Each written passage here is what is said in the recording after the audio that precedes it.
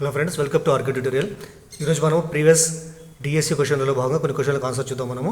So ఇందులో భాగం మొదటి క్వశ్చన్ చూడండి. ఏముందంటే ఇక్కడ ఒక దీర్ఘ చతురస్రాకారపు పార్కు పొడవు 36.3 మీటర్లు మరియు వెడల్పు 16.2 మీటర్లు అయినా సో దానికి వైశాల్యం ఎంత అన్నాడు. సరే, ఇచ్చినటువంటి దత్తాంశాలు మనకు ఇచ్చినటువంటి అంశాలు ఏమంటే ఇక్కడ సో దీర్ఘ చతురస్రం యొక్క పొడవు తర్వాత వెడల్పు మనకి ఇవ్వడం జరిగింది ఇక్కడ. సో దానికి వైశాల్యం ఎంత అన్నాడు. కాబట్టి అందుకోసం ఫస్ట్ మనము సో పొడవు ఎల్ రాసుకుంటాం. ఎల్ ఈజ్ ఎంత చెప్పండి ఇక్కడ. సో 36.3/5 సో మీటర్లు అనమాట. ఇది మనకి ఏంది సో మిశ్రమ భిన్న దీని చేస్తాం మనం అపక్రమ భిన్నంగా మారుస్తాం కాబట్టి సో 5 36 180 ప్లస్ 3 183/5 సో బై 5 ఎట్లా రాస్తాం మనం. కాబట్టి 183/5 మీటర్స్ అనమాట. ఇదేం చెప్పండి సో దీర్ఘ చతురస్రం యొక్క పొడవు అనమాట ఇది. తర్వాత సో వెడల్పు దేంతో సూచిస్తాం మనం, బీతో సూచిస్తాం కాబట్టి బి ఈజ్ ఈక్వల్ టు ఎంత ఇక్కడ 16.2/3 అనమాట. 2/3 మీటర్లు. దట్ ఇంప్లైస్ 16 48 ప్లస్ 2 ఎంత చెప్పండి 50/3 కాబట్టి 50/3 మీటర్స్ అనమాట. కాబట్టి so L equal to 183/5 meters. So B equal అంటే 50/3 మీటర్స్ అనమాట. అయితే మనకేం కావాలి మనకు సో దానికి వైశాల్యం కావాలి. కాబట్టి దీర్ఘ చతురస్ర వైశాల్యం formula so L into B అనమాట, అంటే పొడవు ఇంటూ వెడల్పు. మరి ఎల్ అంటే ఎంత చెప్పండి ఇక్కడ 183/5 కాబట్టి సో 183/5 ఇంటూ బి అంటే ఎంత ఉంది ఇక్కడ 50/3 కాబట్టి 50/3 రాసిన కానీ తర్వాత క్యాన్సిల్ చేస్తాం మనము. సో 5 × 5 5 × 10 50 అనమాట. తర్వాత ఇక్కడ క్యాన్సిల్ చేస్తే 3 × 3 సో 3 × 6 18 3 × 3 61 ఇంటూ 10 అంటే ఏమొస్తుంది చెప్పండి 610 వస్తుంది. 610 చదరపు మీటర్లు. కాబట్టి దీర్ఘ చతురస్రం యొక్క వైశాల్యం మనకి ఎంతకు సమానం అంటే ఇక్కడ 610 చదరపు మీటర్లకు సమానం కావడం జరిగిందనమాట. సో తర్వాత రెండో క్వశ్చన్ చూడండి. రెండో క్వశ్చన్ ఏముందంటే సో 8, 9 మరియు 10లచే నిశ్శేషంగా భాగించబడే కనిష్ట సంఖ్య అన్నాడు. ఎప్పుడైనా గుర్తుపెట్టుకోండి, ఈ విధంగా మనకి విలువలు ఇచ్చినప్పుడు కనిష్ట సంఖ్య ఏం చేస్తాం మనం, వీటి యొక్క కాసాగా అనుకుంటాం. 8, 9, 10 కాసాగా అనుకుంటాం మనము. అయితే మీకు తెలుసు భాగాహార పద్ధతి ప్రకారం కాసాగా అనుకోవడము. సో కాబట్టి 8, 9, 10 ఇక్కడ రాస్తున్నాను. ఇక్కడ వీటి కాసా కడితే ఏమో 2 కలుపుతుంది కాబట్టి సో 2, 4, 8, 9 ఎట్లే వస్తుంది ఇక్కడ 2, 5, 10 అనమాట. సో ఇవన్నీ కూడా మనకు సో పరస్పర ప్రధాన సంఖ్యలు అవుతాయి కాబట్టి వీటి మొత్తం గుణిస్తే మనకు వచ్చేటువంటి ఆన్సర్ అవుతుంది అనమాట. సో కాబట్టి 2 × 4 సో 9 × 5 ఈ మొత్తం గుణిస్తే మనకు వచ్చేటువంటి విలువ ఏంటంటే సో 360 వస్తుంది. ఈ మొత్తం విలువ ఎంత 360 వస్తుంది అనమాట. కానీ చూడండి ఇక్కడ మనకి ఇచ్చినట్టు ఆప్షన్ ఏముంది ఇక్కడ సో ఈ 360 మనకు ఆప్షన్లో లేదు. కానీ 8, 9, 10లచే భాగించబడేటువంటి కనిష్ట సంఖ్య ఏంటంటే యాక్చువల్గా మనకు 360కి సమానం అవుతుంది. కానీ ఇచ్చినటువంటి ఆప్షన్లో మనకి ఇక్కడ 360 లేదు ఇక్కడ. అందుకోసం ఏం చేస్తాం మనము 360 ఏదైతే ఉంటుందో వాటి గుణిజాలు తీసుకుంటాం మనం. కాబట్టి సో 360 × 1 361 360 వస్తుంది. 362 అంటే ఏమొస్తుంది మనకి 360 × 2 అంటే మనకు 720 వస్తుంది. కానీ ఇక్కడ మనకు వాటి గుణిజాలు ఇక్కడ ఏం లేవు. కానీ సో ఈ 4th ఆప్షన్ ఏదైతే ఉంటుందో 3600 అనేటువంటిది 360 యొక్క గుణిజం అవుతుంది. అంటే అర్థమైంది ఇక్కడ 360 × 10 చేస్తే మనకు వచ్చేది ఏంటంటే 3600. కాబట్టి ఇచ్చిన ఆప్షన్లో మనకు 3600 4th ఆప్షన్ మనకు సో వీటిచే భాగించబడే కనిష్ట సంఖ్య అవుతుంది. మిగతా ఏవి కూడా 360 యొక్క గుణిజాలు కావు. కాబట్టి ఇచ్చినటువంటి 4 ఆప్షన్లకు 4th మనకు ఆన్సర్ అవుతుంది అనమాట. సో తర్వాత మూడో క్వశ్చన్ చూడండి. మూడో క్వశ్చన్ ఏముందంటే సో √4096/163.84 యొక్క విలువ ఎంత అన్నాడు ఇక్కడ. అయితే మనకు తెలియాలి వీటి యొక్క వర్గమూలాలు ఖచ్చితంగా మీకు తెలియాలి. సో ఇక్కడ రాస్తూ చూడండి ఇక్కడ √4096/163.84 ఏదైతే ఉంటుందో దీని ఏం రాస్తాం మనము యాక్చువల్గా 4096 వర్గమూలం ఎంతంటే మనకు 64కు సమానం. కాబట్టి దీని ఏం రాసుకోవచ్చు అంటే మనము సో 4096 మనము 64⁴ రాసుకోవచ్చు. అదేవిధంగా సో కింద ఇక్కడ మీకు ఏదైతే ఉంటుందో 163.84 ఏదైతే ఉందో దాన్ని మనము 12.8 సో 12.8 స్క్వేర్గా రాసుకోవచ్చు మనము. కాబట్టి ఇక్కడ చూడండి ఇక్కడ ఈ రూట్ ఏదైతే ఉంటుందో రూట్ తర్వాత 2 స్క్వేర్లు ఉన్నాయి. సో వీటికి వర్గమూలం అనమాట ఇక్కడ. అంటే ఏమైతేటప్పుడు ఈ రూట్ స్క్వేర్ క్యాన్సిల్ అయిపోతే మనకు వచ్చేటువంటి విలువ ఎంతటప్పుడు 64/12.8 అనమాట. సో ఇక్కడ మనకి దశాంశ భిన్నం వచ్చింది. ఇక్కడ దాని వేస్తే మనము దశాంశ భిన్నాన్ని మనము ఇక్కడ పాయింట్ తీసేది ఏమొస్తుందంటే ఇక్కడ వరకు పైన లవంలో మనము ఒక 0ని పెంచుకోవచ్చు మనం. కాబట్టి 640/128గా రాసుకుంటాం మనం. కాబట్టి క్యాన్సిల్ చేస్తే ఏమొస్తుంది సో 128 1 128 5 కాబట్టి మనకు వచ్చేటువంటి ఆన్సర్ అంటే 5. కాబట్టి సో √4096/163.84 యొక్క విలువ ఏంటంటే మనకు 5కు సమానం కావడం జరుగుతుంది అనమాట. అయితే సో మనకు వీటి వర్గమూలాలు గుర్తుండవు, అందుకోసం ఏం చేయాలి మనం, మీరు భాగాహార పద్ధతి ప్రకారం వర్గమూలం కనుక్కోవడం తెలుసుకోవాలి మీరు. అయితే ఇక్కడ చెప్తా చూడండి, మీకు 4096 ఒక వర్గమూలాన్ని భాగాహార పద్ధతి లాగా అనుకుంటామంటే మనము. సో ఇచ్చినటువంటి విలువలో మనకు 4 విలువలు ఉన్నాయి కాబట్టి ఫస్ట్ ఏం చేస్తాం మనము, సో రైట్ సైడ్ నుంచి రెండు విలువ పైన బార్ పెట్టుకున్న పోతాం ఇదే మనము బార్ ఇక్కడ. సో తర్వాత మొదటి బార్ కింద ఏదైతే విలువ ఉంటుందో వాటికి దగ్గరగా ఉండేటువంటి వర్గమూలం తీసుకుంటాం మనము. 40కి దగ్గర కూడా వర్గమూలం ఏం చెప్పండి, సో 36 వర్గ సంఖ్య అవుతుంది. సో 36కు వర్గమూలం ఎంత చెప్పండి, 6 వస్తుంది కాబట్టి 6 36 తీసుకుంటాం. తర్వాత మనకి వచ్చేటువంటి శేషం ఏంటంటే 4 అనమాట. నెక్స్ట్ ఏం చేస్తాము, ఈ 6కు 6 యాడ్ చేస్తాం అనమాట. అప్పుడు మనకు వచ్చే విలువ 12 వస్తుంది అనమాట. కొద్దిగా పక్కకు ఈ విధంగా లైన్ రాసేసి సో 12. నెక్స్ట్ ఏం చేస్తాం, బార్ కింద 96 ఉంది ఇక్కడ, ఈ 9 6 మొత్తం ఇక్కడ దించుకుంటాం. దాని యొక్క విలువ ఎంత ఇప్పుడు 496గా మారుతుంది అనమాట. తర్వాత ఏం చేస్తామంటే ఈ యొక్క సో 12 పక్కల ఎంతైతే విలువ రాస్తామో ఇక్కడ కూడా అంతే విలువ రాసి ఈ విలువ రాసిన విలువను మొత్తం తీసుకుని దాంతో గుణిస్తామన్నమాట. ఫర్ ఎగ్జాంపుల్ నేను 12 పక్కల 4 రాస్తే 124 అవుతుంది. ఇక్కడ కూడా 4 రాయాలప్పుడు మనము సో 124 × 4 చేస్తే మనకి ఎంత వస్తుంది చెప్పండి, 496. మీరు చూసుకోవాలి ఈ విధంగా అనమాట. సో 1 రాస్తే 1తో గురించి చూసుకోవాలా, 2 రాస్తే 2తో గురించి చూసుకోవాలా. ఈ విధంగా మనం 4 రాస్తే మనకు 124 × 4 మనకి 496 వస్తుంది. మనకి వచ్చేటువంటి శేషం ఎంత అప్పుడు 0. ఈ విధంగా శేషం 0 వచ్చినప్పుడు మనకు వచ్చినటువంటి భాగఫలం ఇక్కడ ఎంతైతే ఉంటుందో అదే మనకు సో ఇచ్చినటువంటి సంఖ్య 4096 యొక్క వర్గమూలం అవుతుంది. కాబట్టి ఏం చేసినా ఇక్కడ మనం 4096 = 64⁴ రాసుకోవచ్చు. ఇదే విధంగా మనము 163.84 ఏదైతే ఉంటుందో సో ఫస్ట్ మీరు ఏం చేస్తారు, పాయింట్ తీసేసి మొత్తం విలువ ఫస్ట్ మనం వర్గమూలం కనుక్కుంటాం. దాని తర్వాత సో ఎన్ని అంకెలతో పాయింట్ ఉందో అక్కడ మనం పాయింట్ పెట్టుకోవడం చెప్తున్నాం అనమాట. కాబట్టి ఈ విధంగా మనం కనుక్కోవచ్చు మనం. సో ఈ విధంగా మీరు ఎగ్జామ్లో కూడా మీరు భాగాహార పద్ధతి ప్రకారం మనము వర్గమూలాన్ని కనుక్కోవడం అంటే మీకు కొద్దిగా ఈజీగా ఉంటుంది అనమాట. తర్వాత 4th క్వశ్చన్ చూడండి. 4th క్వశ్చన్ ఏముందంటే, రెండు సంఖ్యల లబ్ధము -1/4, అందులో ఒకటి -3/10 అయిన మరొక సంఖ్య అంటారు ఇక్కడ. అయితే ఏమిచ్చింది ఇక్కడ మనకి దత్తాంశంలో రెండు సంఖ్యల లబ్ధము -1/4 అంటే అందులో ఒక సంఖ్య ఎంత అయిపోయింది ఇక్కడ -3/10 అనమాట. మరొక సంఖ్య మనం x అనుకుందాం మనం. కాబట్టి ఆ రెండు సంఖ్యలు గుణిస్తే ఇక్కడ -3/10 × x అనుకుందాం మనము. ఒక సంఖ్య రెండో సంఖ్య అనమాట. వీటి లబ్ధం ఎంత వస్తుంది ఇక్కడ మనకు -1/4 సమానం కాబట్టి -1/4 రాస్తుంది ఇక్కడ. అయితే ఎక్స్ని ఇక్కడ గుణిస్తుంది, ఇది అవతల పోతే ఏం చేస్తుంది చెప్పండి ఇక్కడ. సో లవము హారం లవంగం మారుతుంది కాబట్టి ఎక్స్ అట్లా పెట్టేసి ఇక్కడ సో ఆర్చెస్ ఏముంది ఇక్కడ -1/4 అలాగే ఉంటుంది ఇక్కడ. ఇక్కడ హారం ఏదైతే ఉంటుందో అవతల పోతే ఏం చేస్తుంది, లవంగం మారుతుంది కాబట్టి సో × 10 ఈ -3 అవతల కోసం ఏమవుతుంది /3గా మారుతుంది కాబట్టి -3 అనమాట. ఇక్కడ నెక్స్ట్ ఇక్కడ ఈ మైనస్ క్యాన్సిల్ చేసుకోవచ్చు. తర్వాత ఏముందంటే సో ఇక్కడ క్యాన్సిల్ చేస్తాం మనము. సో 2 × 2 = 4, 2 × 5 = 10 అనమాట. అప్పుడు మనకు వచ్చేది ఏంటంటే ఒక 5 సో 2 3 ఎంత చెప్పండి 6. కాబట్టి మరొక సంఖ్య అంటే x అనుకున్నాం కాబట్టి x ఎంత మనకు వచ్చిందంటే 5/6. కాబట్టి -3/10ని మనము 5/6తో గుణిస్తే మనకు వచ్చేటువంటి విలువ ఏంటంటే -1/4కు సమానం కావడం జరుగుతుంది అనమాట. తర్వాత 5th క్వశ్చన్ చూడండి. 5th క్వశ్చన్ ఏముందంటే, సో 2400 నందు 7.5%కు సమానమైన విలువ ఎంత అన్నాడు ఇక్కడ. అయితే 2400లో 7.5%కు ఎంతకు సమానం అన్నాడు ఇక్కడ. అయితే చూడండి ఫస్ట్ ఏం చేస్తాం మనము, మనకి ఇచ్చినటువంటి మొత్తం విలువ ఏదైతే ఉంటుందో 2400 రాసుకున్నాం మనము.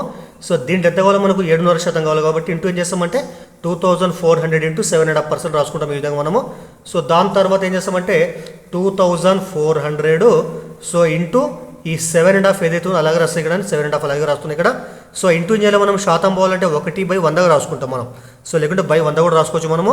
నేను పక్కన ఇక్కడ మనకి భిన్నం ఉంది కాబట్టి అందుకోసం ఏం చేసినా నేను పక్కన సో 1/100 రాసుకున్నా కాబట్టి ఈ విధంగా రాస్తాం మనము. శాతము తీసేస్తే ఇంటూ ఏం చేస్తాం మనం 1/100 చేద్దాం మనము. సో దాన్ని గుణించడం జరుగుతుంది కూడా 100 చేత భాగిస్తాం అనమాట మనం.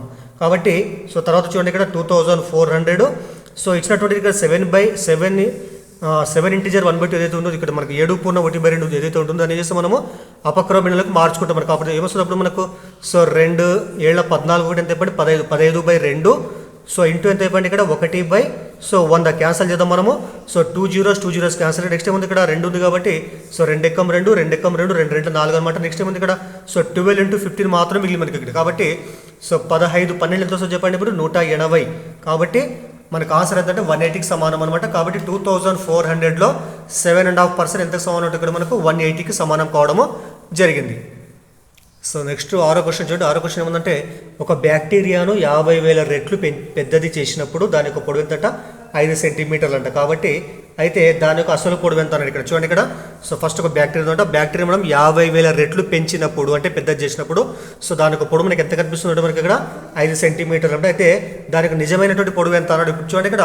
సో రెట్లు అన్న భాగాలన్న ఒకటి ఇక్కడ మనం ఫర్ ఎగ్జాంపుల్ సో 5 అంటే మనకి 50,000 భాగాలు మనం 50,000 భాగాలు సో పెంచినప్పుడు దానికి పొడవు ఎంత అయిపోయింది ఇప్పుడు 5 సెంటీమీటర్లు ఉంటుంది. కాబట్టి మనకి మనకు యాక్చువల్గా ఫస్ట్ మనకు ఒక భాగం అనుకుంటాము. ఒక భాగం ఉన్నప్పుడు దానికి పొడవు ఉంది అనుకున్నాం మనము.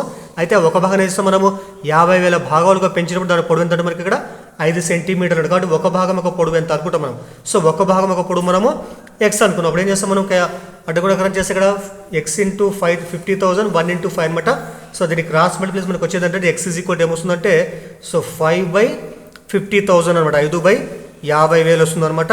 సో ఇది క్యాన్సల్ చేస్తే ఏమొస్తుంది ఇక్కడ మనకు క్యాన్సల్ చేస్తే 5 × 5 సో 5 1 తర్వాత 0 ఇక్కడ. కాబట్టి సో మనకు వచ్చేది ఏంటంటే 1/10,000 వస్తుంది అనమాట. 1/10,000 తర్వాత ఎక్స్ ఈక్వల్ ఎంత అంటే X is equal to so మరి 1/10,000 ఏం రాస్తాం మనం 10⁴ రాసుకోవచ్చా మనం. సో 1 లాస్ట్ అంటే ఏం చేస్తాం 10⁴ రాస్తాం మనము. సో దీని ఇక్కడ మనకి హారంలో 10⁴ అంటే ఏమవుతుంది లవంలో పోతుంది.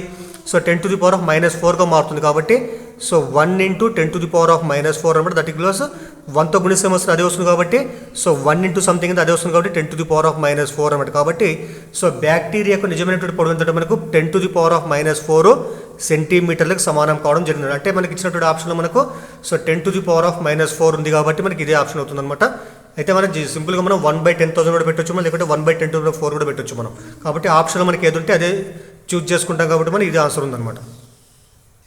సో తర్వాత 7th క్వశ్చన్ చూడండి. 7th క్వశ్చన్ ఏముందంటే ఒక వస్తువు అమ్మిన వేల కొన్న వేలకు 6/5 రెట్లంట. అయితే లాభ శాతం ఎంత అన్నాడు. ఇక్కడ చూడండి ఇక్కడ సో అమ్మిన వేల కొన్న వేలకు 6/5 రెట్లంటే అర్థమైంది ఇక్కడ. సో అర్థమైందంటే ఇక్కడ మనకు సో ఇచ్చినటువంటి భిన్నం మనకు అపక్రమ భిన్నం కాబట్టి ఖచ్చితంగా మనకు కొన్న వేల కంటే అమ్మిన వేల ఎక్కువగా ఉంటుంది. కాబట్టి మనకు వచ్చేది ఏమంటే ఖచ్చితంగా లాభం వస్తుంది అనమాట. అయితే ఫస్ట్ మనము సో కొన్న వేల ఏదైతే ఉందో దాన్ని మనం ఫస్ట్ ఎక్స్ అనుకుందాం మనం. సో కొన్న వేల ఫస్ట్ మనం ఎక్స్ అనుకుంటే అప్పుడు అమ్మిన వేల ఎంత చెప్పండి. సో కొన్న వేల ఎంత చెప్పండి. అమ్మిన వేల ఇక్కడ 6/5 రెట్లు కాబట్టి సో అమ్మిన వేల ఎంత అంటే మనకు సో 6/5 ఇంటూ ఎక్స్ అనమాట. కాబట్టి 6x/5 అవుతుంది అనమాట. అయితే మనకు వచ్చింది లాభం కాబట్టి లాభ శాతం ఇచ్చినాడు కాబట్టి లాభం వస్తుంది. కాబట్టి సో లాభం అంటే ఫార్ములా ఏం చెప్పండి. సో అమ్మిన వేల మైనస్ కొన్న వేల అనమాట. అంటే అమ్మిన వేల పెద్దగా ఉన్నప్పుడు మనము దాని నుంచి మనము కొన్న వేలని తీసేస్తే మనకి ఏమొస్తుంది లాభం వస్తుంది. కాబట్టి లాభం ఈజ్ ఈక్వల్ టు అమ్మిన వేల మైనస్ కొన్న వేల అనమాట. మరి అమ్మిన వేల మనకి ఎంత ఇచ్చింది చెప్పండి. ఇక్కడ 6x/5 కాబట్టి 6x/5 అనమాట. మైనస్ కొన్న వేల అంటే ఇక్కడ ఎక్స్ అనుకుంటాం కాబట్టి ఎక్స్. దీన్ని ఫస్ట్ సూక్ష్మీకరిద్దామని ఎక్స్ కింద హారం లేము ఇక్కడ 1 తీసుకుంటాం ఇక్కడ మనం. తర్వాత సో 5 × 1 5 అనమాట. అడ్డగుణ కరెక్ట్ చేస్తే సో 1 × 6x 6x తర్వాత 5 × x 5x అనమాట. తర్వాత తీసేసి ఏమొస్తుంది చెప్పండి. 6x - 5x ఎంత చెప్పండి. ఒక x వస్తుంది కాబట్టి x/5. కాబట్టి సో లాభం ఎంత అంటే మనకు x/5కి సమానమైంది అనమాట. అయితే మనకేమన్నాడు ఇక్కడ సో లాభ శాతం ఎంత అన్నాడు. కాబట్టి లాభ శాతం ఫార్ములా ఏం చెప్పండి. సో లాభ శాతము ఈజ్ ఈక్వల్ టు మీకు తెలుసు లాభము బై సో కొన్న వేల ఇంటూ 100 అనమాట. లాభం బై కొన్న వేల ఇంటూ 100. మరి లాభం అంటే మనకి ఎంత వచ్చింది చెప్పండి. ఇక్కడ x/5 కాబట్టి x/5 బై సో కొన్న వేల ఎంత అనుకున్నాం మనం ఎక్స్ అనుకున్నాం కాబట్టి ఇక్కడ ఎక్స్ రాస్తాయి ఇక్కడ. సో ఇంటూ ఎంత చెప్పండి ఇక్కడ 100 అనమాట. అయితే చూడండి ఇక్కడ ఈ ఎక్స్ క్యాన్సల్ చేసుకోవచ్చు మనం. క్యాన్సల్ అయిపోతే ఇక్కడ తర్వాత మనకు వచ్చే విలువ ఏంటంటే సో లాభ శాతం ఈజ్ ఈక్వల్ ఇక్కడ క్యాన్సల్ అయిపోతే 1 ఉంటుంది ఇక్కడ. కాబట్టి సో 1/5 ఇంటూ సో 100 అనమాట. మళ్ళీ క్యాన్సల్ చేస్తే 5 × 5 5 × 10 0 ఇక్కడ. సో 1 × 20 ఎంత చెప్పండి ఇక్కడ 20 వస్తుంది. కాబట్టి సో మనకు వచ్చినటువంటి లాభ శాతం ఎంతంటే 20% అనమాట. ఇది ఆన్సర్ అవుతుంది. తర్వాత 8th క్వశ్చన్ చూడండి. 8th క్వశ్చన్ ఏముందంటే సో రూపాయలు 6,400కు సంవత్సరానికి 7.5% వడ్డీ రేటు చొప్పున 2 సంవత్సరాలకు అయ్యేటువంటి చక్ర వడ్డీ ఎంత అన్నాడు ఇక్కడ. అయితే ఇచ్చినటువంటి ఆప్షన్లో మనకి ఇచ్చినటువంటి విలువలు ఏవైతే ఉన్నాయో అవన్నీ ముందు రాసుకుందాం మనం. ఇది ఏం చెప్పండి మనకి ఇక్కడ 6,004 ఫస్ట్ అసలు అవుతుంది అన్నమాట మనకి. సో అసలు దీంతో సూచిస్తాం మనం పీతో సూచిస్తాం కాబట్టి అసలు so P is equal to 6,400 rupees అనమాట. తర్వాత ఇక్కడ మనకి ఇది సంవత్సరానికి వడ్డీ రేటు దీన్ని మనము 6తో సూచిస్తాం. 6 ఇక్కడ చెప్పండి ఇక్కడ 7.5 కాబట్టి 7.5 అనమాట. దీన్ని మనము అపక్రమ బిల్లులకు మారుస్తే ఏమొస్తుందో చెప్పండి. సో 2 ఏళ్ళ 14 1 15 కాబట్టి 15/2 అనమాట. అదేవిధంగా మనకి ఇచ్చినటువంటి ఎన్ని సంవత్సరాలు చెప్పండి ఇక్కడ 2 సంవత్సరాలకి అంటే సో ఎన్ అనమాట. అంటే మనము వడ్డీని చెల్లించేటువంటి పర్యాయాల సంఖ్య ఇక్కడ సో 2 times కాబట్టి 2 రాసుకుంటే ఇక్కడ ఇవన్నమాట. అయితే చక్రవడ్డీ ప్రకారం మనకు మొత్తానికి ఫార్ములా ఉంటుంది కానీ చక్రవడ్డీకి ఫార్ములా ఉండదు. కాబట్టి సో మొత్తానికి ఫార్ములా అంటే మొత్తం అంటే ఇక్కడ మనకు అసలు ప్లస్ వడ్డీ కలిపి చక్రవడ్డీ కలిపి మొత్తం అని అంటారు. కాబట్టి so A is equal to చక్రవడ్డీ ప్రకారం మొత్తానికి formula A is equal to so P into 1 + r/100 whole to the power of n అనమాట. సో దీన్ని రాసుకుని చూడండి ఇక్కడ విలువలు రాస్తే so A is equal to P అంటే ఎంత చెప్పండి 6,400 అనమాట. 6,400 సో ఇంటూ పెట్టుకునే ఇక్కడ 1 + మరి ఆర్ అంటే ఎంత ఇక్కడ 15/2 కాబట్టి సో 15/2 సో బై ఎంత చెప్పండి ఇక్కడ 100 ఉంటుంది ఇక్కడ. పైన ఎన్ అంటే ఎంత ఇక్కడ 2కు సమానం కాబట్టి 2 రాస్తుంది ఇక్కడ. తర్వాత 6,400 400 సో ఇంటూ ఇక్కడ క్యాన్సల్ చేసుకోవచ్చు మనము. సో 15/2 ఉంది కాబట్టి ఒకసారి రాస్తే ఇక్కడ 1 ప్లస్ సో 15 ఇక్కడ హారంలో 2 ఉన్నాయి, ఇక్కడ 2 అయితే మనకి ఇక్కడ సో 100కు పక్కలు వస్తుంది అనమాట. కాబట్టి సో 2 × 100 రాసుకున్న ఇక్కడ నేను తర్వాత పైన ఘాతంగా మనం 2 రాసుకున్న తర్వాత క్యాన్సల్ చేస్తాం మనము. సో 5 × 3 = 15, 5 20 ఇక్కడ. సో కాబట్టి 6400 సో ఇంటూ 1 ప్లస్ ఎంత చెప్పండి ఇక్కడ 3 ఉంటుంది, ఇక్కడ 3 సో 2 × 20 40 కాబట్టి 40 ఇక్కడ హోల్ స్క్వేర్ అనమాట. తర్వాత 6400 వీటికి కాసా కడితే మనం సో ఇక్కడ ఏం లేకుంటే 1 ఉంటే 1 తీసుకుంటాం హారంలో మనం ఇక్కడ. సో 1 × 40 40 అనమాట. తర్వాత సో క్రాస్ మల్టిప్లై 40 × 1 40, 1 × 3 3 అనమాట. కాబట్టి 40 + 3 వస్తుంది 43 ఇక్కడ స్క్వేర్. తర్వాత మనము దీన్ని మళ్ళీ సూక్ష్మీకరిస్తే 6400 సో ఇంటూ 43/40 స్క్వేర్ అంటే అర్థం యాక్చువల్గా 43/40 × 43/40ని 2 టైమ్స్ రాస్తాం మనము. తర్వాత ఇక్కడ చూడండి ఇక్కడ ఈ 0 ఈ 2 zeros ఇక్కడ 2 zeros క్యాన్సిల్ అయిపోతుంది. నెక్స్ట్ ఇక్కడ సో 4 ఉంది ఇక్కడ 4 × 16 సో 16 × 16 16 × 64. అప్పుడు మొత్తానికి మనకు మిగిలినటువంటి విలువ ఎంతంటే ఇక్కడ మనకు 4 × 43 × 43 అనమాట. ఈ మొత్తం గుణిస్తే మనకు వచ్చేటువంటి విలువ ఎంతంటే సో 7396. ఇదేం చెప్పండి మనకి ఇది సో ఏ అనమాట. ఏ అంటే అర్థమైంది ఇక్కడ చక్రవడ్డీ ప్రకారము మొత్తానికి ఫార్ములా. మొత్తం అంటే ఇక్కడ ఇందులో ఏముంటుంది మనకి ఇక్కడ అసలు ఉంటుంది ప్లస్ చక్రవడ్డీ ఉంటుంది కాబట్టి ఇది మొత్తానికి ఫార్ములా అనమాట. కానీ మనకి ఏమడిగిన వాడు చక్రవడ్డీ ఎంత అన్నాడు కాబట్టి చక్రవడ్డీ అంటే ఏం చేస్తాం మనము ఈ మొత్తం నుంచి అసలును తీసివేస్తే మనకు వచ్చేది ఏమంటే చక్రవడ్డీ. కాబట్టి అప్పుడు ఏం చేస్తాం మనము ఏ అంటే ఎంత వచ్చింది చెప్పండి మీకు సో 7396 మైనస్ పి అంటే ఎంత 6400. కాబట్టి తీసేస్తే మనకు వచ్చేటువంటి విలువ ఎంత 996. కాబట్టి అయ్యేటువంటి చక్రవడ్డీ ఎంత అంటే మొత్తం మనకు 996 రూపాయలకు సమానం కావడం జరుగుతుంది అనమాట. సో తర్వాత నైన్త్ క్వశ్చన్ ఇంపార్టెంట్ క్వశ్చన్ చూడండి ఇది. సో నైన్త్ క్వశ్చన్ ఏముందంటే x1, x2, x3 x10 అంటే మొత్తం 10 ఉన్నాయి ఇక్కడ మొత్తం రాష్ట్రాలు ఇక్కడ. సో ఈ 10 పరిశీలనల అంక మధ్యము 10కి సమానం అంటే అది కూడా 10కి సమానం అంటే అయితే x1 + 4, x2 + 8, x3 + 12 x10 + 40 యొక్క అంక మధ్యం ఎంత అన్నాడు ఇక్కడ. అయితే మనకి ఇచ్చినటువంటి మొదటి దత్తాంశం ఏదైతే ఉంటుందో 40 ఫస్ట్ మనము సో అంక మధ్యం మనకి ఎంత ఇక్కడ 10కి సమానం కాబట్టి ఇక్కడ రాష్ట్ర చూడండి ఇక్కడ. సో అంక మధ్యం ఫార్ములా రాష్ట్రాల మొత్తం మీద రాష్ట్ర సంఖ్య కాబట్టి సో x బార్ = ఏమొస్తుంది ఇవన్నీ కూడా మనం x1 + x2 + x10/10. ఈ మొత్తంలో x బార్ మనకి ఎంత ఇచ్చింది ఇక్కడ వాడు 10 ఇస్తాడు కాబట్టి అంటే అంక మధ్యం 10 కాబట్టి ఇక్కడ 10 రాస్తుంది ఇక్కడ. సో 10 ఇక్కడ మనకి హారంలో ఉందా ఇది సరే ఈ రెండు గుణిస్తాయి కాబట్టి ఇక్కడ సో x బార్ × 10 ఉంటుంది ఇక్కడ. x బార్ మనకి ఎంత ఆల్రెడీ 10కి సమానం. తర్వాత ఈ 10 ఇక్కడికి వచ్చి ఏం చేస్తే గుణిస్తారు కాబట్టి సో × 10 ఈక్వల్ ఎంత అంటే ఇక్కడ మనకు x1 + సో x2 + x10 ఉంటుంది ఇక్కడ. తర్వాత 10 × 10 ఎంత చెప్పండి 100కి సమానం కాబట్టి ఇక్కడ రాస్తూ చూడండి. సో తిప్పి రాస్తా x1 + x2 + x3 + x10 వీటి మొత్తం మనకు 100కు సమానం కావడం జరిగింది. సో ఇది ఈక్వేషన్ నెంబర్ 1 అనుకుందాము. అయితే మనకేమి ఇచ్చింది ఇక్కడ వాడు x1 + 4, x2 + 8, x3 + 12 x10 + 40 అంటే ఇవి కూడా మొత్తం మనకు 10 రాశులు ఉన్నాయి.